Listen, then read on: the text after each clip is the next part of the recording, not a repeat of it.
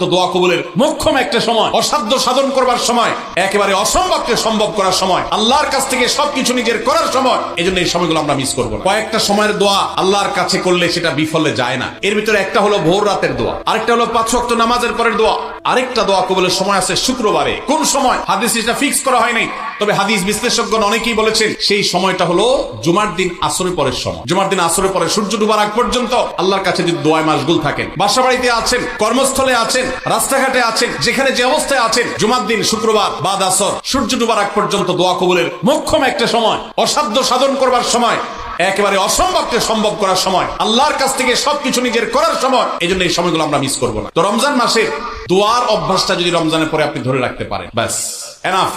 5 ওয়াক্ত নামাজ, সকল প্রকার হারাম পাপাচার বর্জন, কোরআনে কারীমের তেলাওয়াত অল্প অল্প করে হলেও প্রতিদিন একটা সময় ফিক্স করে যে এই সময় কোরআন তেলাওয়াত ছাড়া কিছু করবো না। ঘুম থেকে উঠে প্রথম কাজ হবে ওযু করে আমি কোরআন তেলাওয়াত করবো, ফজর নামাজের পরে একটু পড়বো। আর 4 নম্বর হলো দিন এবং রাতের কোন একটা সময় আল্লাহর কাছে দোয়া করার অভ্যাস করবো।